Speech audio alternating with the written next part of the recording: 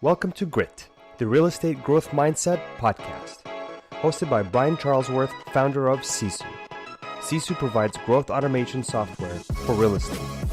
You'll hear stories from real estate thought and technology leaders, team owners, and brokers on how they grew their business in a rapidly changing industry. You'll learn how to transform your brokerage and teams into a high-performing and analytics-driven business so you have a new, durable, competitive advantage against disruption in your market. So let's get right into it. Hello, everyone, and welcome back to the Grit podcast. I'm Brian Charlesworth. I'm the founder of Sisu and the host of the show. And here we are, February 29th, recording actually my first show of this year, 2024. And the reason being is my schedule has been hectic. But as of today, we will start on another weekly release of the Grit podcast. So welcome back, everyone. And today I'm really excited about these guests I have on the show. They have been Sisu customers for years on the residential side of their business. But you guys are going to meet them here in a second. So you're going to meet Sharon, Coby, and Katy. And Coby Socher, we got to spend some time at our house here in Scottsdale a few months ago. And he basically said, hey, we absolutely love what Sisu has done for the residential side of our business. And I would love to see if we could figure out how to leverage it for the investment side of our business. So I love that you guys are in the investment world. I have people from the investment world reach out to me all the time wanting to be on this show. And I'm like, what value could that bring to our existing customer base and our listeners? But why don't we kick things off today by just letting you guys introduce yourself. We'll start with you, Coby, and maybe give a little bit of your background, and we'll move over to Sharon and then Katy. Yeah, thanks, Brian. I'm super excited to be here. Thanks for, giving us a listen and giving us a try more than anything. It's really funny. You said, we met at your house at a private mastermind, and I'm sitting right next here. This is my wife, Sharon, and this is my executive assistant, Katy. My name is Coby, and we are the Speedy Offers team. That being said, I went to Sharon. I was going out to Arizona. My business coach, Brett Tanner, runs a mastermind 3 times a year called the Be Wealthy Mastermind, which I'm part of. Your wife's part of as well. And it's an incredible experience. Well, the night before, I guess you guys were hosting some sort of, private mastermind / dinner party just for something to do because you have a beautiful home in Arizona. And so I go to my wife and I'm like, guess what, babe? And she's like, yeah. And I'm like, I was invited to Spring Benson's house for a private mastermind. And she's like, oh, it's super cool. Like, congratulations. That's really exciting. And then, perfect husband and wife situation where Sharon has my email on her phone. And so later that night, we're just like hanging out, and, it's like 10 p.m. She goes, question for you, Coby. And I'm like, yeah, hit me with anything. She's like, did you get invited to Spring Benson's house, or did you pay to go to Spring Benson's house? And I was like, well, and the reality is yes, I was invited, but, and I think it was just the cost of covering dinner in the end of the day. I didn't realize you guys were having a whole hibachi set up in the backyard with alcohol and everything. Yeah. So that was the reason for the cost. But it really comes down to my deep belief of like, you don't get what you don't ask for. And, if you don't put yourself out there, don't just expect something to just land in your lap. You got to go make it happen. And so for me, I put myself in your living room. I got kind of like quasi invited, not that special, not from either of you guys, from somebody else actually. And I made sure I was there, and I made sure you guys knew who I was, and that we had the conversation that we had, which I believe got us to where we are today. Well, I know that Spring did actually intentionally invite you and everybody else that is in Brett's mastermind, because she was coming down for that. And we're like, we might as well have a get together at her house before and bring additional value to all of these. And she's fantastic. I mean, the content that she puts out and the coaching and training and what I've even learned from her is really cool. I actually met Spring about 12 years ago. We were both flying down for a class called Career Visioning, which was how to hire people, which I guess she's learned pretty well. I guess she must have, since she's up to 100 agents now, right? So, wow. Well, I'll let Sharon jump in real quick and Katy and go from there. Hi, thank you for having us. My name is Sharon. So yes, while I'm married to Coby, my background's been in recruiting. So that's what I've done the last 10 years. And in 2020-ish, it's pandemic. We've been at home together, and Coby decides, I really want to get into more of the investment world. Had this idea of, Speedy Offers. He'd been coaching with Brett. He's like, I'm either hiring a recruiter or you're going to come work for us as a recruiter. So I left my job. I really started helping hire agents, administrative staff. And then once we really fell into wholesale, I started as a dispositions manager. And so right now I really spend most of my time on the wholesale side of the business working with investors. Okay. And I want to dive into that side of the business here in a second. Yeah, we'll go deep there.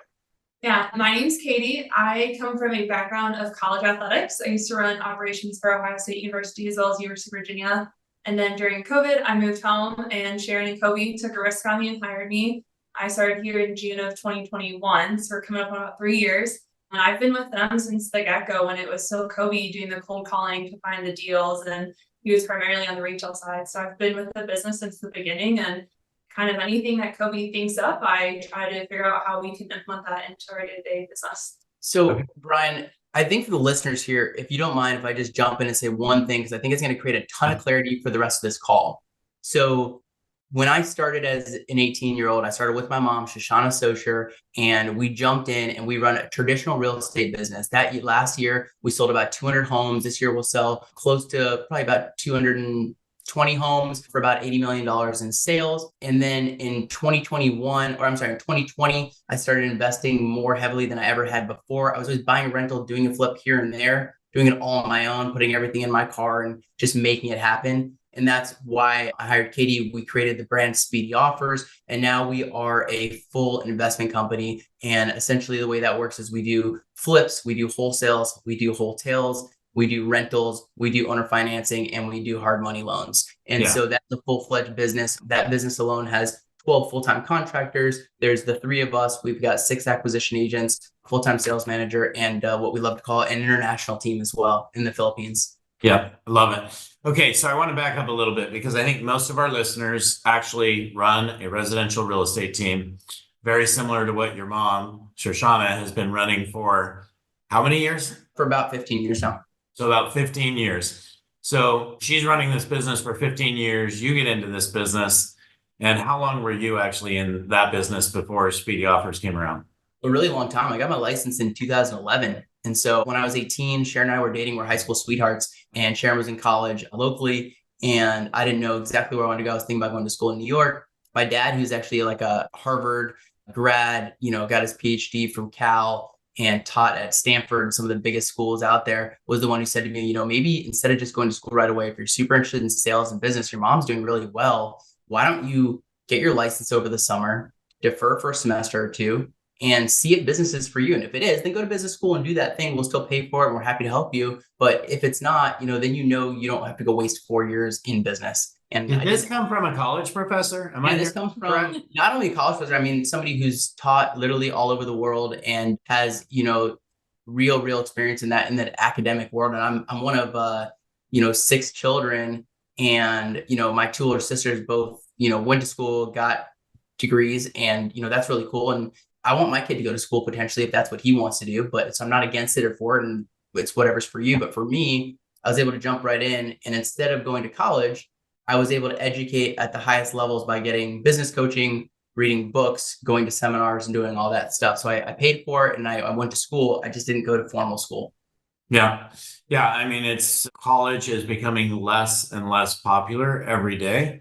And I think it's because the world has gotten to where you can learn so much on your own and just through all the different means, especially in the real estate world. You guys know you can go to different trainings. There's events every week if you want to go to them, right? Yeah, it's crazy. You can grow. Especially in the last, I would say 3 to 5 years, it's gotten really popular. Yeah. So anyway, you were in that business. So you said 2011. 2011 to 2019 is really like the marker, I would say. And then 2019 is when we got pregnant with our son. And I realized that running ragged as a realtor, I think I'd sold 78 homes that year, and a lot of GCI, which is gross commission income, not a lot of net income. And so, the vanity was there, had the fancy watch, the cool house, and the Mercedes, yet didn't have anything to show for it. And I didn't want to be a phony to my son, and B, I wanted to make sure I was there on the weekends and evenings. And when I started, when I was looking at what I was doing that was working at the highest level, it was the investments. It wasn't, no, all of that was a catalyst from the real estate businesses. So the traditional business has been the catalyst and still is today. It's the reason why we're able to have the investment business. It feeds the investment business. Oh yeah, and they work in amazing synergy, which we can talk about. So most team owners do not have an investment business. I know this. Okay. So there is a group that's been coached by Brett Tanner that most of them probably do have an investment business. But I would love to hear the story of you started doing investments and it was just you at the time, right, Coby? Just me making investment. How did you start doing that? Walk us through how you went from being an agent that sells real estate to being somebody that's actually buying homes. Yeah, it's a great question. I mean, A, there's an element of risk. B, you can take out all the risk if you know how to underwrite a deal. And so as a realtor, all we do is underwrite deals, meaning that we just think of it in a different way. We price listings, right? And so I was, from 2011, which were some pretty hard times in the residential market, especially in Ohio, because Ohio got hit later in the economic shift. So when everybody else got hit 2008, 2009, Ohio saw it heaviest 2010, 2011. So I was getting in some of the most turbulent times, and so these properties were distressed. I was representing investors, helping them buy homes. I was representing investors then once they bought them and they flipped them, selling them. And they all had this terrible product, yet they all sold, right? And I would look at these deals and let's say it sold for $200,000, take a 3% commission. So you end up with $6,000. And for me, then, by the time it goes through all the different things, I ended up with $2,000 on a good day, right? So I make $2,000 on a $200,000 deal. A lot of times these were out-of-state investors. I was finding the contractors. I was helping them pull together the money. So I was, connecting them with banks and hard money lenders, right? I was doing their final walkthroughs because they weren't here and punch list. Then I was listing the home. Then removal of contingencies after inspections came up and I had to help them deal with that because I wanted the deal to close. And then they'd walk away with this bag of cash, right? And I walked away with my commission. And so they're walking away with $100,000 or whatever it is, and you're walking. Yeah. And the best part was they'd always say, "Oh, I'm losing money." They'd go, "I'm losing money on this one." And then when that one closed, they'd go buy two. And I'm like, "Oh yeah, we must be losing money here." Right. And so I started underwriting these deals and trying to figure out, because I was doing it for other people. Right. And I had such a realtor hat on that I didn't realize at some point I could become the investor. And I think if you want to know the mindset behind it, I talk about this a lot. I was just at Keller Williams Family Reunion and I talked about the concept of self-worth.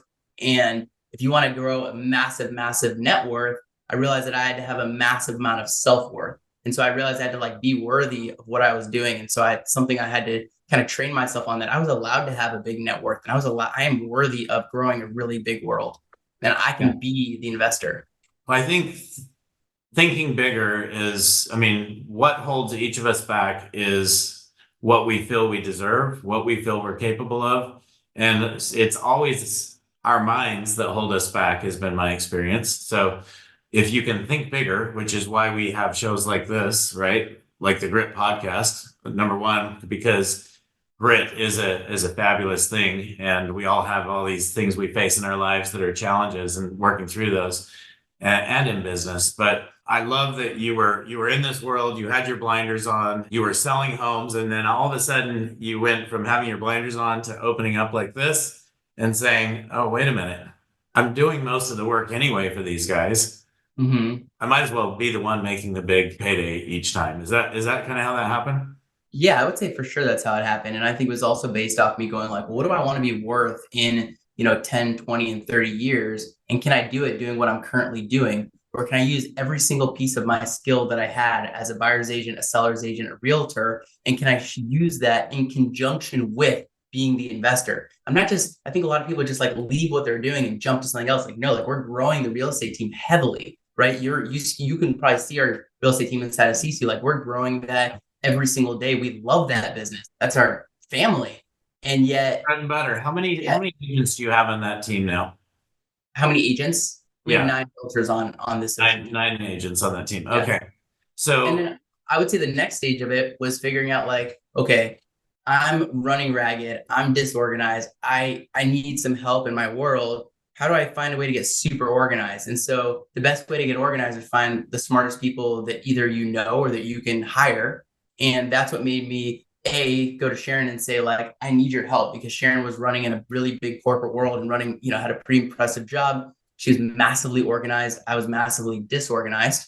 Right. And I was this is something we need to go do together, because she was helping me motivate myself and get to where we wanted to go, but I couldn't do it. And then when How is that working together? How is it working Yeah, together? is it hard? I mean, a lot of couples, I know for a while when I jumped in to help Spring grow her real estate team, for about a year and a half. I thought it, I think we actually thought it was a challenge. love it. Nervous laugh. I don't know. Yeah. I didn't buy it at all, but No, I think because both of us have a vision and we're both really driven people, we set goals for ourselves. But at the end of the day, I still consider real estate a helping field. You're helping buyers, sellers, investors. And for me, I'm helping the people on the team. So for me, it's how can I help everybody who's on our team grow a bigger life through sales? Because that's what we've been able to accomplish. And then working in tandem with Coby, he's very energetic. He has a lot of vision, and it's just putting that then on paper and making it happen. And I think that takes collaboration, and Coby is really easy to work with. And we're just so busy. I think that at the end of the day, sometimes I don't even see him. And then it's 5 o'clock in the afternoon and I'm like, how was your day? Even though we're in the same building. Yeah. Yeah. I was on my side, I think that I get this a lot. Like, how's it working with your mom? How's it working with your wife? And I'm like, well, find me other people other than your family who will care more than you. Right. Yeah. And how do you find people that care massively? And I mean, we got lucky sitting next to Katy right here, right? When we went to hire Katy, truthfully, going back to self-worth and all that, I didn't believe I was worthy of hiring somebody not only with a college degree, but maybe with a master's degree, but also somebody who ran a really big world. I mean, Katy was responsible in her previous job for all the facilities inside of both when she worked for Ohio State University and for UVA. And like, that's a massive job if you think about it. You think these massive buildings where they play basketball or the football stadiums, like that was her role, right? She had to deal with teams and deal with coaches and deal with all these. So going and hiring the best people, which for me was first my wife and then Sharon helping us hire Katy, has been like the catalyst to the success we're having today. And just to give you an idea, like we did $1.7 million in net profit last year in our investment business alone. Right? That's not a GCI number. That's not how much equity. That's money going in your pocket. Yeah, that's $1.7 million in net profit. And this is a business that didn't exist 3 years ago. Yeah. So 3 years. I want to come back to that because I think there are probably a lot of people listening that are like, okay, I want to start this, but how do I start this? So I'm going to go back in time here in a second, Coby. But before, I'd like to ask Katy, what is it that they did that made you be willing to leave and go from these large organizations, universities, a career you loved, to I'm going to go work with Coby on this startup he's got, Yeah, to be honest, it's an entertainment industry. I was always working when my friends would want to go to these games or to these concerts. So as we all know, during the COVID pandemic, entertainment industry went under to nothing. And so there was a fear of job security as well as just a lot of headaches and going back and forth. So I made the conscious decision to leave the entertainment industry. Okay.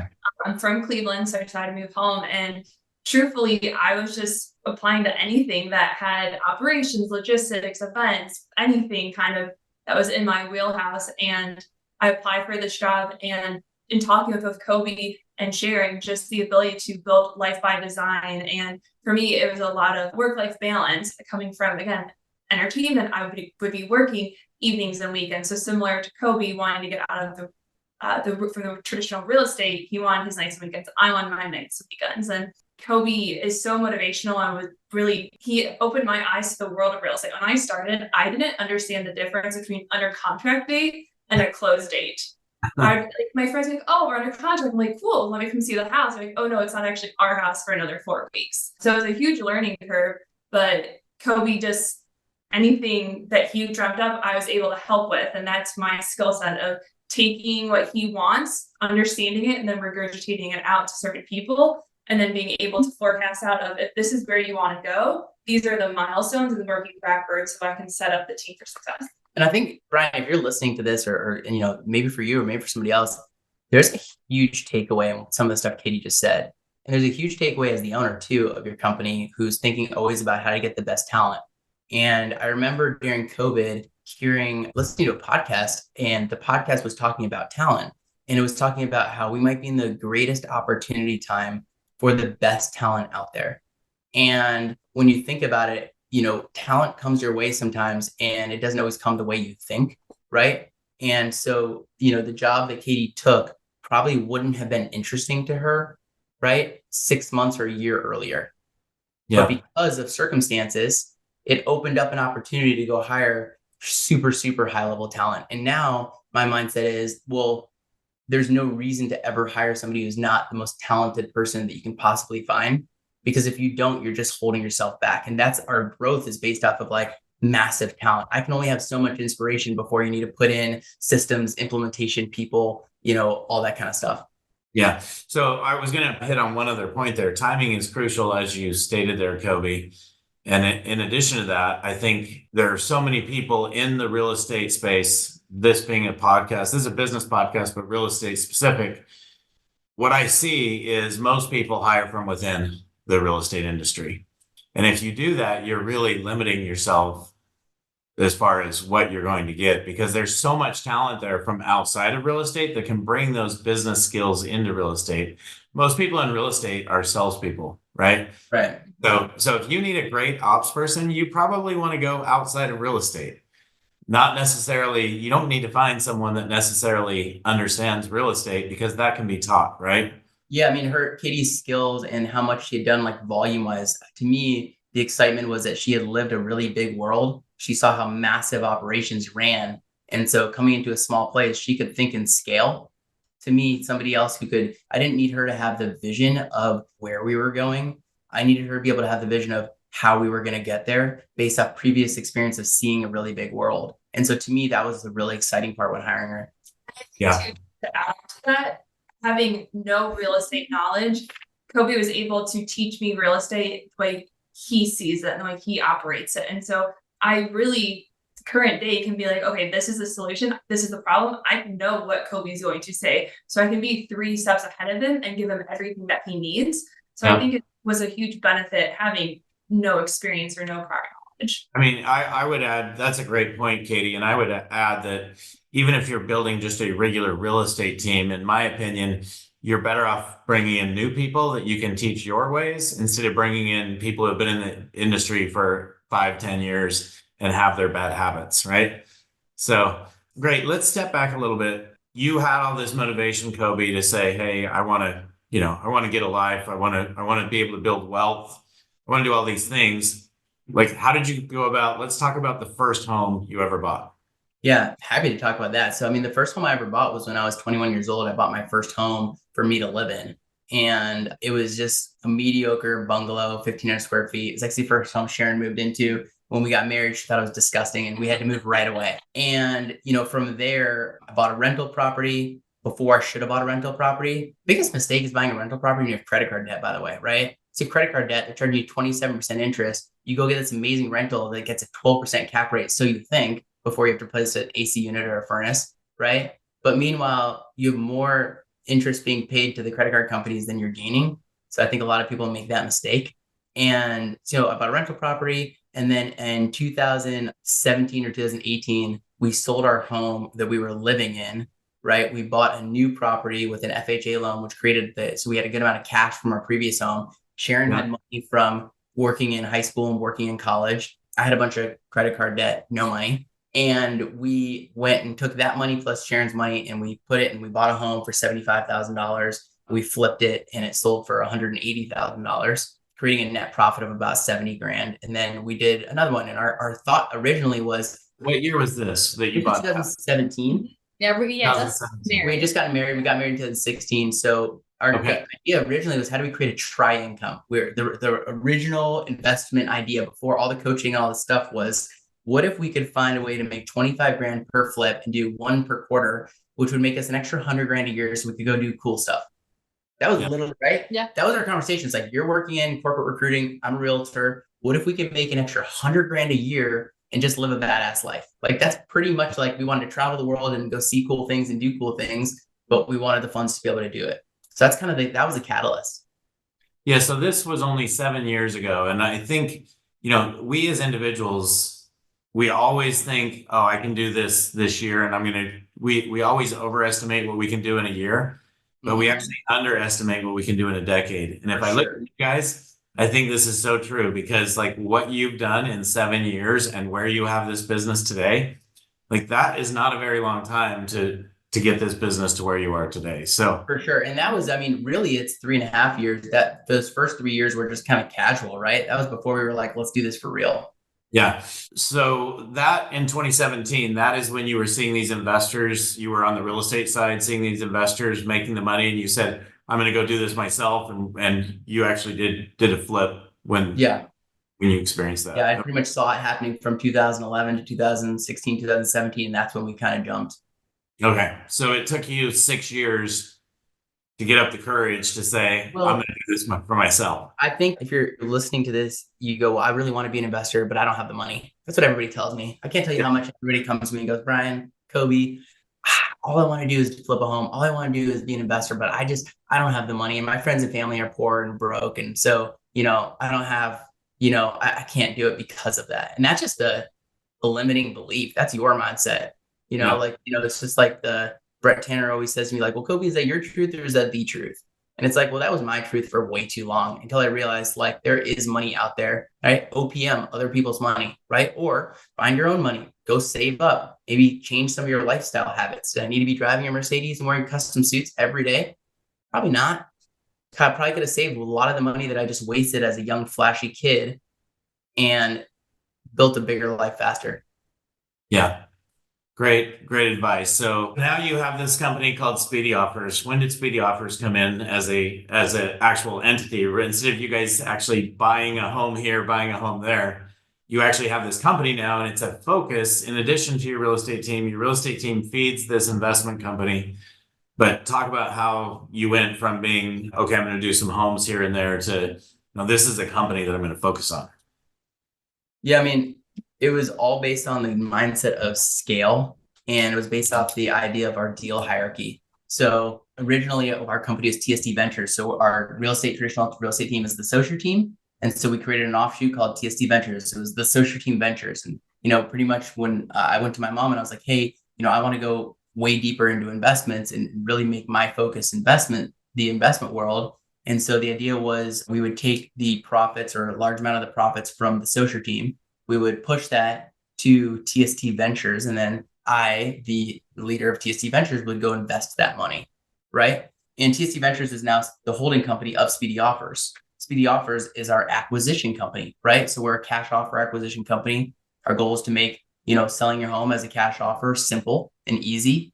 And we do that really, really well. And so Katy and I together, I would say on that side of the world, really went and took, the holding company of TST Ventures. We built that with the flips and all that to be able to go then create the branded acquisition company that we have today.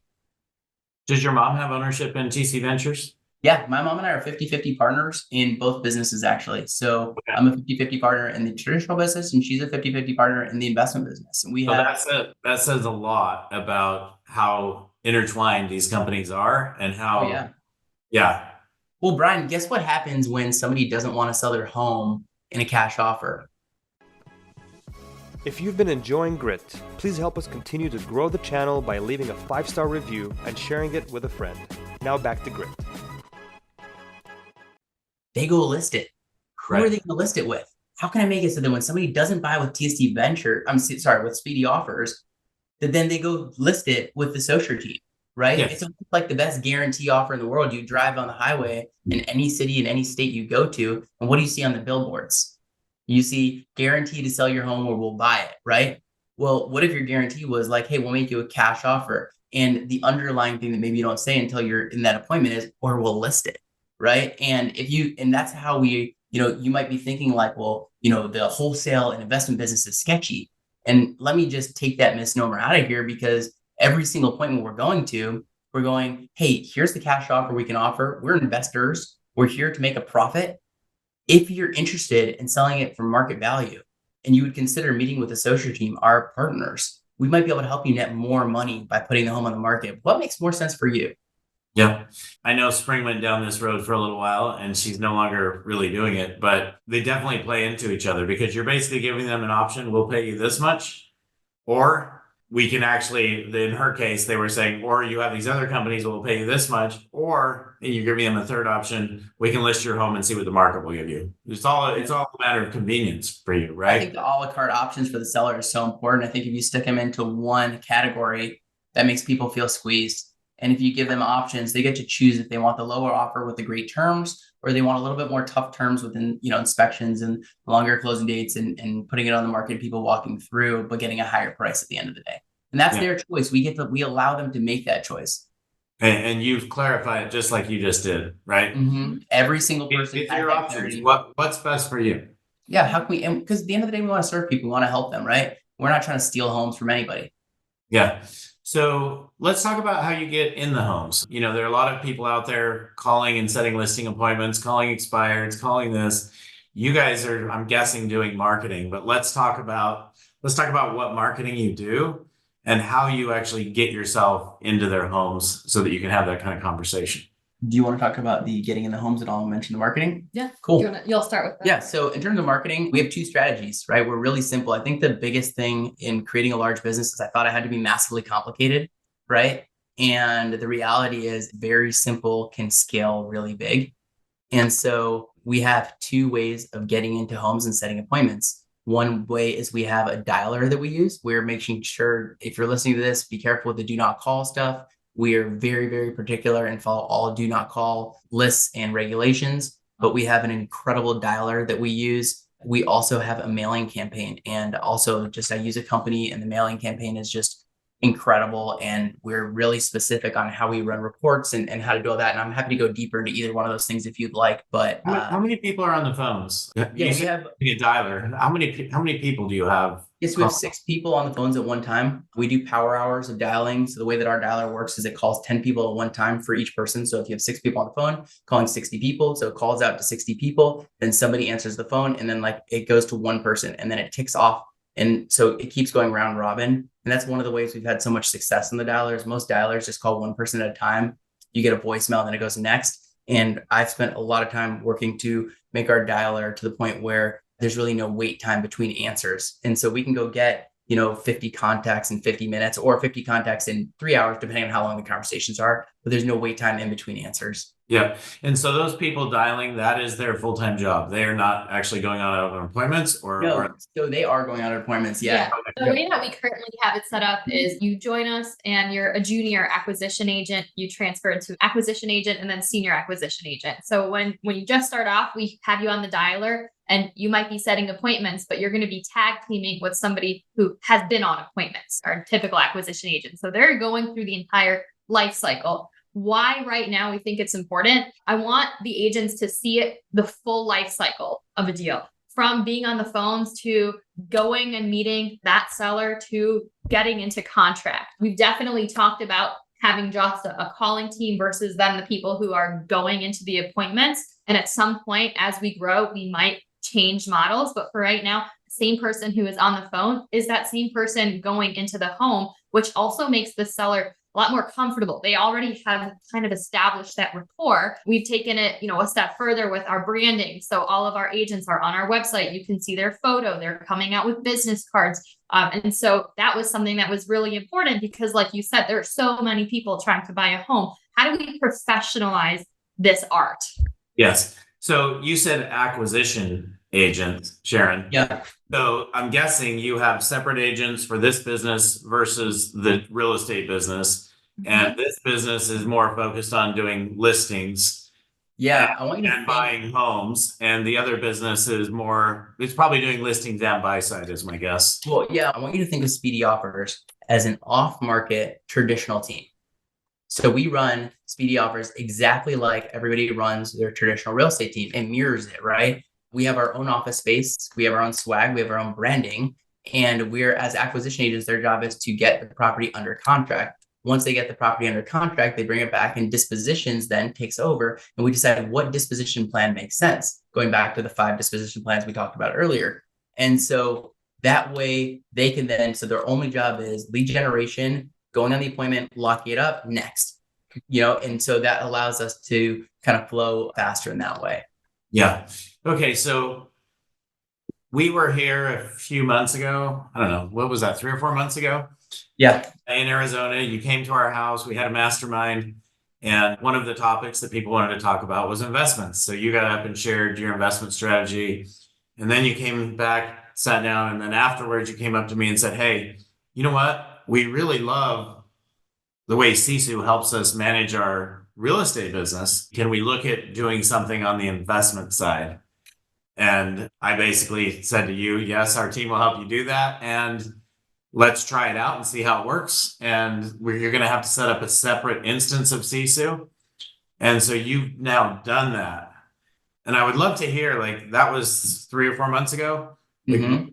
What's transpired there, and has that had an impact on your business? Yeah, I mean, I think that when I came to you and said that to you, I was like, look, like, I absolutely love, as an owner, all hours, right? We're all, as entrepreneurs, we're up in the middle of the night. What do we love to look at? Some people love to look at Instagram. Well, I love to click onto Sisu and see what's going on in my business, right? What's my pending GCI right now, right? How many deals do we have? What am I going to make this month, right? Yeah, how many deals do we have closing? Like, did somebody not set an appointment today? Who didn't make their calls? And that could be a 4 a.m. situation. And if you don't agree with me, then I'd say you're not that passionate about your business.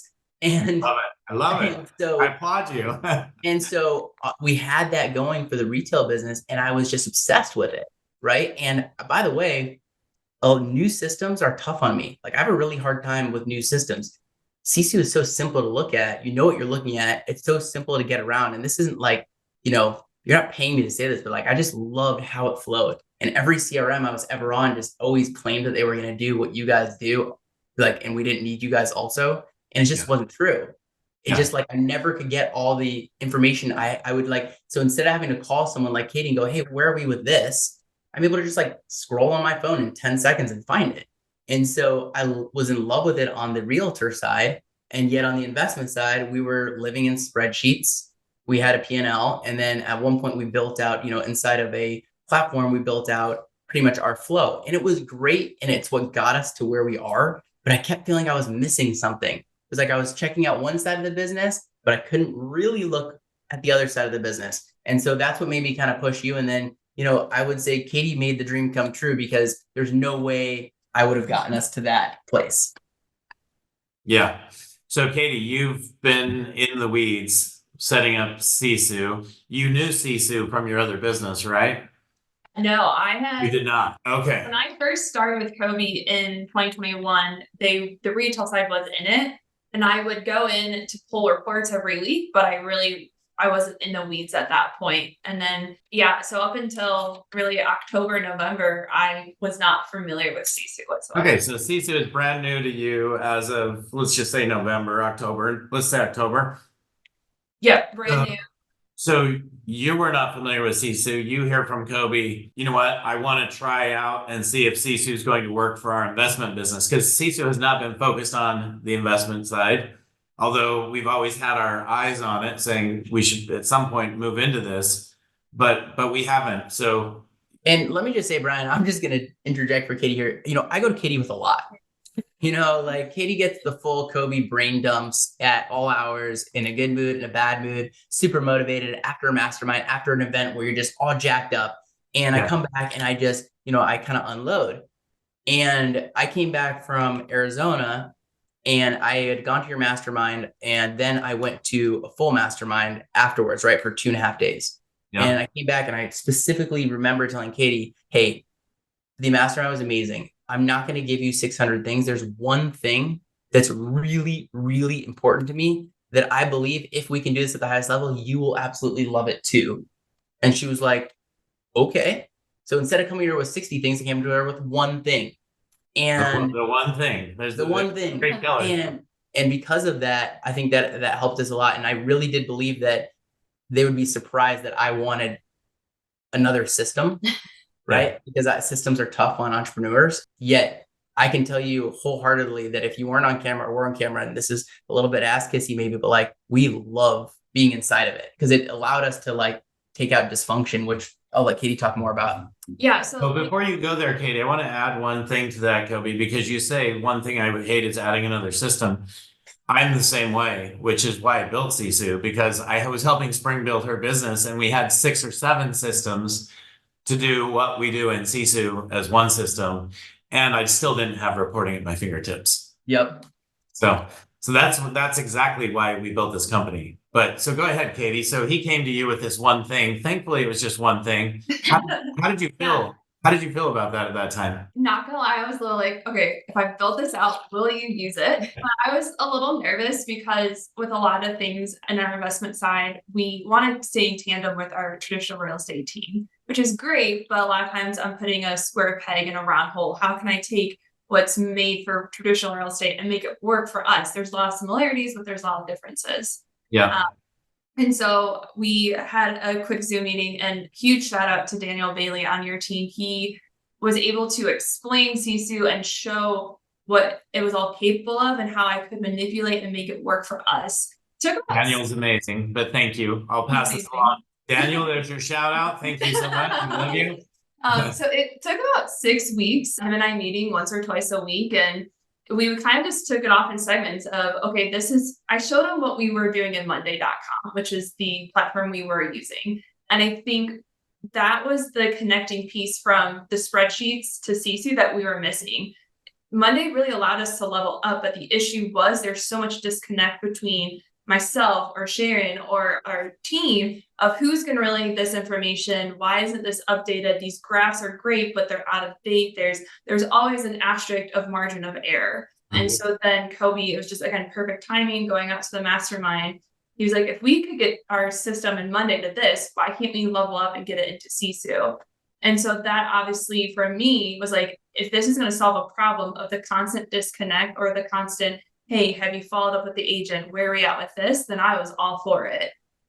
I think it's like we're at the point now, and I want Sharon to talk about a little bit how she's using it for dispositions and transaction coordination, because I think that's like just the secret sauce sometimes inside of this whole thing. And yet I think that we like it enough to where if you were to ask like me or Katy, like who came up with the idea of, using Sisu, like I think Katy takes like she'll be like, oh, isn't it great that we got into Sisu? And I'm like, isn't it great? That was my idea. Like it's like, that's kind of where we're at with this. So it's pretty cool to see like how you can grow something so quickly inside of a system and kind of and we can talk about the numbers of where we're at, where we're going. And it's pretty cool to see like the trajectory that we're on. The one thing I want to point out here is for all of you listeners, every conversation I've had with Coby, the one thing I know about Coby is he is an executor. So if he hears an idea, he doesn't think about it, he takes action. And that's just something I want you guys to think about, because to be successful in life, you have to take action. Don't be afraid of failure, and just go do it and figure it out. I think that's with everything, like you said, right? I hate when people say they don't have time to work out, and I go, well, like, that's because you don't make the time to work out, right? Oh, like for me, my dialer is not working. Okay, well, let's go through 5 different dialers until we find the best one on the market. Maybe it's not inside of real estate, which it's not, right? Let's say our marketing campaign isn't working. Well, what can we tweak? What needs to be changed? Why isn't it working? And then how do you optimize everything you're doing? And if you don't care about optimization, then you're not going to grow something really big or really scalable. Yeah. So you were wanting to hand it off to Sharon to walk through some of those processes, and then we can talk numbers. Yeah, I think if I had to sum Sisu in one word in this business, it's communication. I think communication makes a good agent, makes a bad agent, makes a great team, makes a bad team. For me, before Sisu, there was a lack of communication and then over communication because there was no communication. And that's between myself, Coby as the business owner, Katy looking at the back end, the agents who are the ones bringing in the deals and want to see, are they under contract? Are they getting paid? Where are we? The stages. So in my mind, I think communication is huge and what has made us so successful in such a short amount of time. But it's because it's all in one platform. So I know when a new deal has been signed. I know when something needs to be sent to the title company. I know when I'm ready to send something out via marketing. I know when I have a buyer under contract and it's going to be wholesale. I know when the closing date is coming up. I know everything and I only have to look in one place, and so does everybody else. So nobody has to come to me. I love people who come to me with questions, but we're also a very resourceful team, and we try to teach other people around us to try to figure out something. And then when you've exhausted options, come ask questions. And that's what makes a good leader and what makes a good employee. And Sisu has brought us to that point where I don't get many questions anymore that aren't very thought provoking and take us to yet the next level, something that I haven't thought about. So it has changed my world. Sharon, you just let me know, like you just made my day, because that is my vision of turning realtors, turning salespeople into great leaders. That's really the vision of Sisu. If you were to just say, what do you guys do? We turn these salespeople who have never run a business before into great leaders, right? And I think I was just going to throw out there, like, I'm listening to Sharon, I'm going like, man, wow, listen to the passion that she has around what she's saying. It's pretty cool as like a husband, but I've been able to watch Sharon and Katy become leaders inside of my world, but I believe it's because we have the knowledge behind it. The funny thing I was going to mention when Sharon, I was almost trying to pause, it's hard to pause your wife when she's talking, but I was trying to pause her for one second. I was going to say, like, I think like the concept, like we were death by God minutes, right? Like literally our whole company was based off of somebody coming to somebody else, and it could be at any level. But if you've got 10 or 15 or 20 people and you've got 47, hey, Coby, got a minute? Or Coby going to Katy, hey, Katy, got a minute? Somebody going to Sharon, hey, Sharon, got a minute? And all of a sudden, everybody's disrupting their flow and their work for a got a minute that now is in one place where if you didn't look there first, why? Hey, did you check? That's on Monday. Did you not check? Or now the conversation is like, hey, I got a quick question for you that's not inside of our system. Do you have a second? Think of the difference in that kind of conversation. Because how frustrating as a leader is it to say the same answer or to find a question or to find an answer? And I'm pretty sure for Katy and for Sharon, it was really frustrating as the owner for me to come to them 47 times. So I'm disrupting their flow for a got a minute for something that's now inside of a system. So how many hours a day do you think you were doing of got a minutes that you've now eliminated? You were spending your whole day in got a minute sometimes.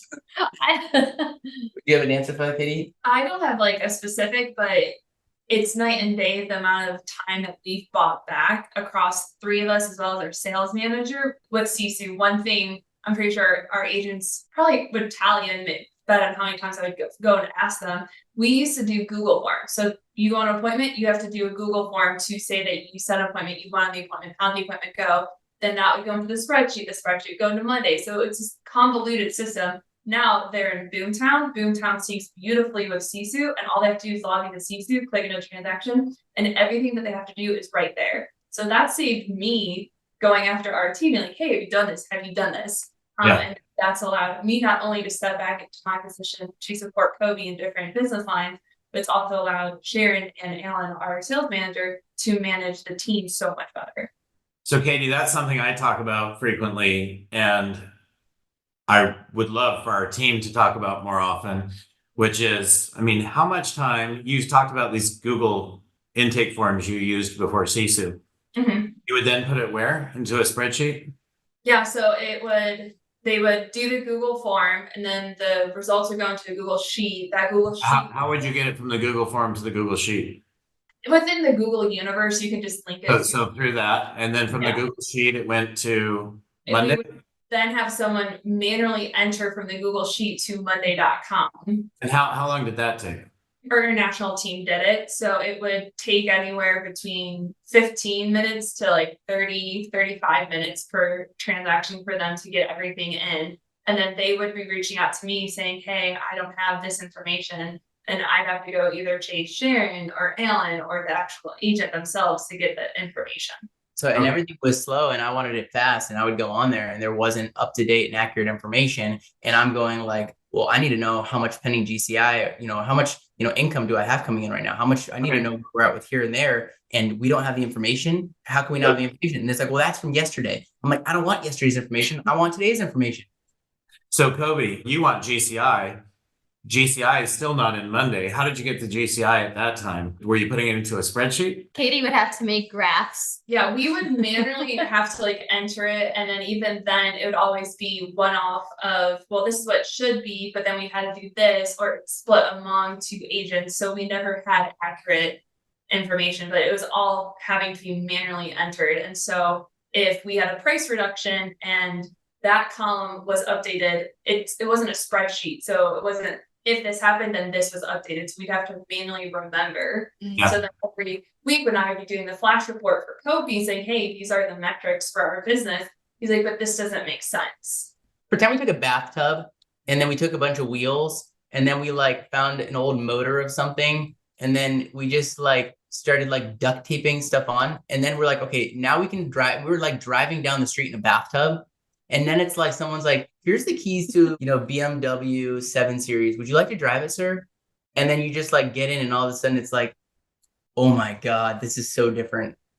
We didn't know how functional it was until we had the solution. Like, I think any of us, we thought we were doing good. It wasn't like we were going slow. Business was doing great, but Sisu has really allowed us to see all of the potential that we could do. We didn't know we were missing. Yeah, what's great though is great better than what you did before, or is great because you have a massive vision and plan and now you need to go execute it.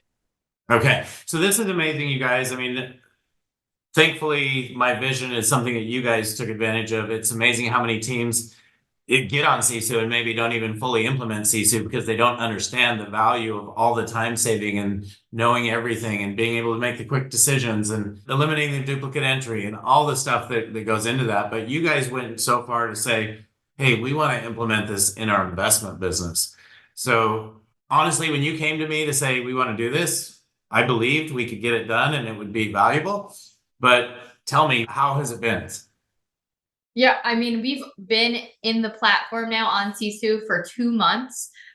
We are surpassing. We being Speedy Offers. Speedy Offers. So Yeah. Speedy Offers, we've now been living in it since the beginning of the calendar year. And just in terms of being able to see our tracking pace for this year compared to where we were this year last year, or the goals that we're able to set within Sisu, it's phenomenal. Like, we are on track to do double the amount of business. And I will say a large part of it is because of how organized we are. And the system is giving us the ability to run faster. You talked about our relationship, and I think I'd mentioned something to you. If you work with a family member, you're probably used to, speaking of the God minutes, you're probably used to, getting home at the end of the night and, talking about, usually instead of talking about the great stuff that happened, you find yourself talking about all the lagging things, right? All your lag indicators or all the things you didn't get. And Sharon, as the dispositions part, kept coming home and being like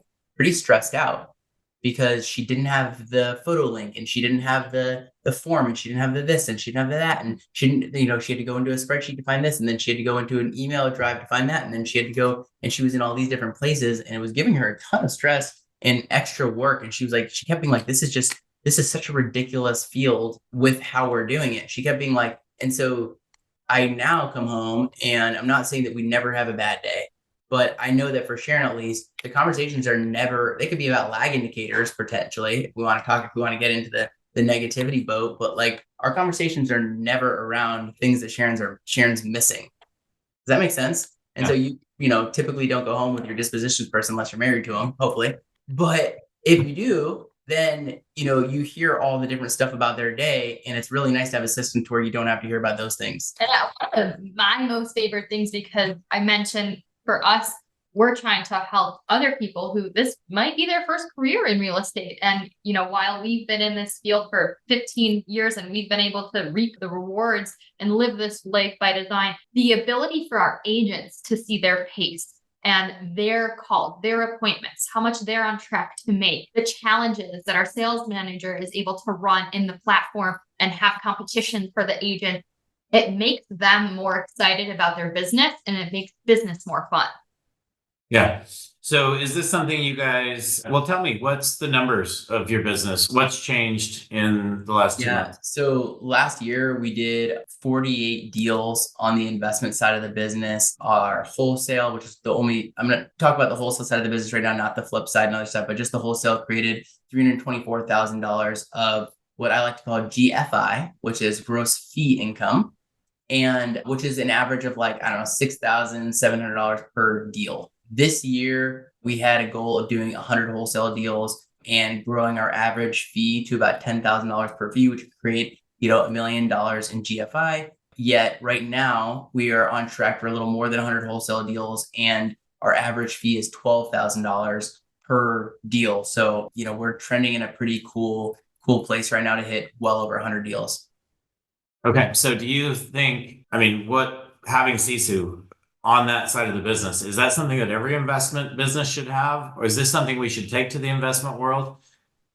We have not done that, right? Yeah, I mean, I think, well, I kind of, I DM'd you like super excitingly a couple weeks ago, right? Like, I think, I slid into your late night DMs, Brian, and that's what the young people say these days. Anyways, and I was like, this thing is incredible.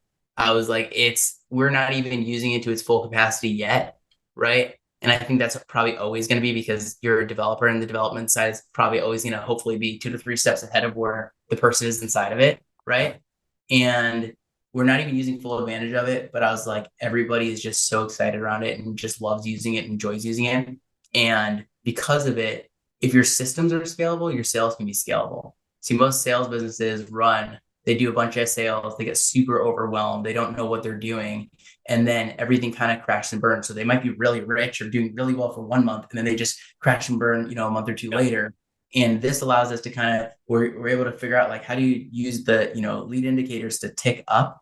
Meanwhile, like, if you asked on the dispo side 4 months ago to Sharon, hey, could you handle 100 deals with just you and a VA in the background, do what you're doing? She'd be like, absolutely not. Would you agree? I would say we would need probably 4 people to do 100 deals, right? Like, I mean that wholeheartedly. You need to hire 4 new people in order to handle that. Which is insane, right? Cost wise. And if you ask now, like, how many deals could we handle on the wholesale side based on what we're doing? Easy, 100, probably more. Like, it just doesn't seem stressful anymore. And so I think that's wild, right? I mean, that's the same thing we've tried to let our customers know on the real estate side, the residential real estate side is, hey, you can get to 500 deals, 1,000 deals with one transaction coordinator, not 5, but 1, and a few people on an international team, right? Like you're talking about. Well, let's talk about the international team for a second. For anybody who doesn't know, international team means VA. We just chose to not call our current VA. We want him to feel like he's part of the team, right? And, we sent him a package. It costs $185 to send 3 t-shirts and a hat to the Philippines, but it allows us to have really clear communication and expectations and standards with your VA. I hear a lot of people complain, oh, my VA isn't good, or my, VA, isn't held accountable, or my VA, I don't really know what my VA should do or how they should do it or what they should do. And it's because you don't have systems set up. So you just, it's like, you go through the excuse, which all of us have done, where you go, well, I just have to do it. Everything is on me. No one knows how to do what I know how to do, or they're not going to be able to do it fast enough. And again, it's like, is that your truth or the truth? And now that we have the, platform set up in the way that we do, Ron, our international team, shout out to Ron, is able to go and run really fast and really hard inside of it as well. Yeah. Awesome. You guys, I think we're about out of time here. It's been amazing. I would just ask you guys, like, if someone's considering getting into the investment business and hasn't, because most have not, right? This is a brand new opportunity. It's kind of like me at Sisu now. We're offering mortgage JVs, and I'm going to our large team saying, hey, you want me to build a mortgage business for you? It's yet another opportunity. But this is like a brand new opportunity for all of these real estate teams. What advice would you have for them to just, like, I'm sitting here listening to this and I want to do it, but I don't know how to do it. What advice do you have? Yeah, I would say you have to look at a house. And when you look at it, instead of going like, I hope I get this listing, you should be going, I hope I can buy this. And if your answer to yourself immediately is, well, I don't have the money for it, well, then change your mindset and say, well, who does have the money for us? Or how could I find the money for this? And then look at, instead of making 3% of a commission, what would it look like if I wholesale it? What would it look like if I were able to take it down and wholesale it, where you just buy it and put it right back on the market the next day with your traditional team? How much could I make if I flipped it? Last year, we made an average of $66,850 per flip. We did 23 of those. That gets pretty exciting pretty fast. And so if you want to figure out how to go build a massive world and a massive net worth, you have to be the investor. You look at the wealthiest people in the world. Where do they make their money, or where do they place it afterwards? Both answers are real estate. And so you have such a competitive advantage by underwriting so many deals via being the listing agent, via being the buyer's agent. You've been in the inspections, you've been in the appraisals, you've done the thing, you know what buyers are looking for. You know, when they go into a house and they see a flip and they're like, the corners are ugly and the paint colors are just bland, and there's punch list items that wasn't done. There isn't a closet in the master bedroom that really works for everybody. Like, you know what your people want. And so now you can go create the product, but you can reap the reward and be the investor. And I think that was the biggest mindset shift. And what I would just plug to everybody out there is like, go out there and build a massive net worth in a massive world and go help people and help yourself as well along the way. Awesome.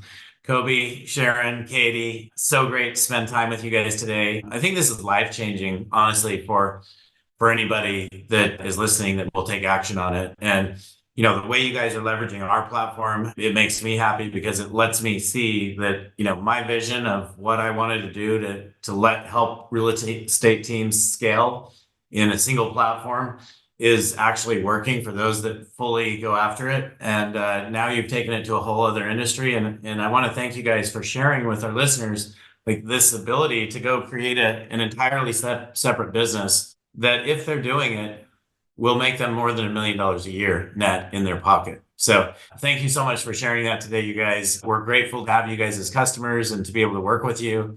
And I'm excited to continue to watch you guys grow and scale your business. So everyone, thank you for listening to our first episode of the Grit Podcast this year in 2024. And watch next week for the following to come on next Tuesday. You guys, thanks again. We'll talk to you soon. Thank you. Thank you. Thanks. Thank you for joining us on our podcast.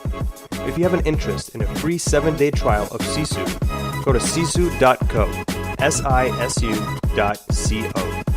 Make sure that you use the coupon code GRIT, that's GRIT, to waive all your setup fees and receive a 10% discount on your subscription. If you enjoyed listening to this podcast and want to subscribe, search GRIT, the real estate growth mindset, on iTunes, Spotify, or Podbean. And with that, we'll catch you next time. Take care.